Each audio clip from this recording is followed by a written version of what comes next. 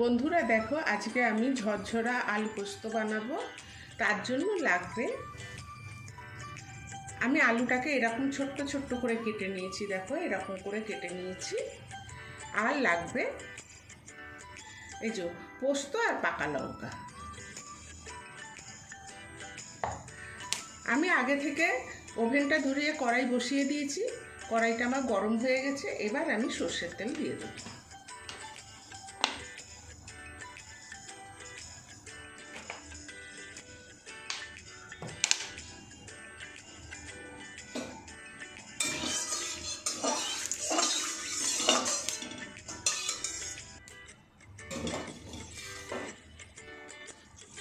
দেখো তেলটাও আমার গরম হয়ে গেছে। এবার আমি এই আলুগুলোকে ভেজে নেব।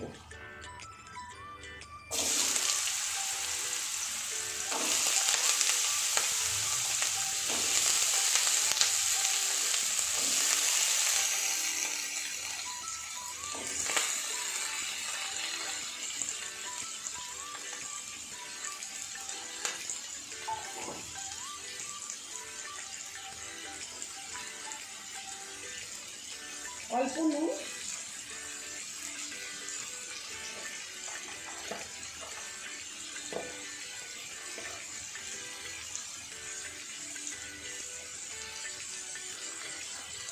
আর অল্প হলুদ।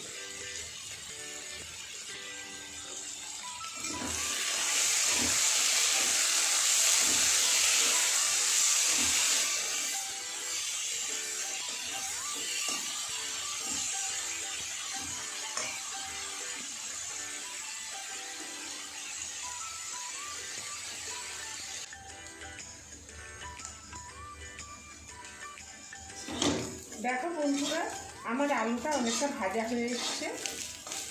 আমি এবার আলুটাকে দিয়ে দেবো।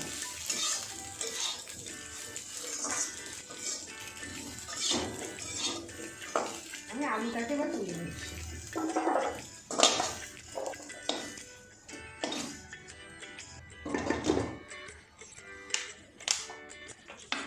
কড়াই আর একটু তেল দিয়ে দিচ্ছি।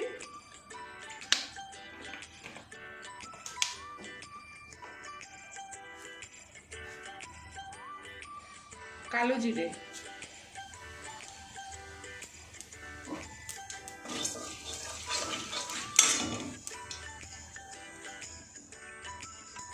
এবার পোস্তটাও দিয়ে দিচ্ছি।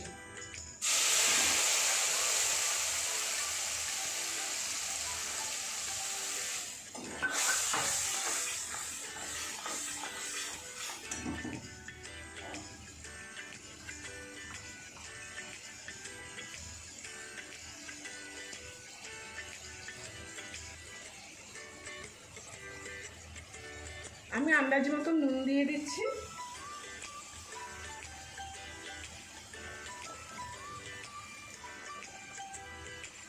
আর হলুদ।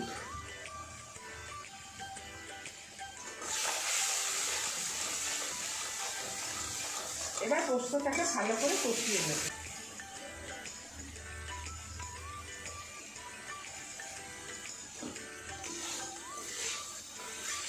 দেখো বন্ধুরা, আমার পোস্তটা ভাজা ভাজা হয়ে এসছে। এবার আমি আলুটাকে দিয়ে দেবো।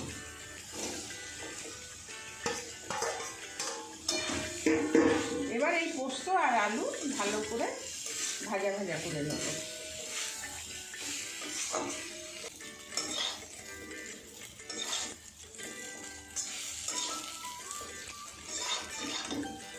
দেখো বন্ধুরা, আমার আলু পোস্তটা ঝরঝরা হয়ে এসছে। আমি এবার এটাকে নামিয়ে নেব। আমার আলু পোস্ত রেডি। এটা ভাত আর টক ডালের সঙ্গে খুব ভালো লাগে। এই রেসিপিটা যদি তোমাদের ভালো লেগে থাকে তাহলে লাইক, শেয়ার, সাবস্ক্রাইব অবশ্যই করো। আর কমেন্ট করে জানিও তোমাদের এই রেসিপিটা কেমন লাগলো। ধন্যবাদ।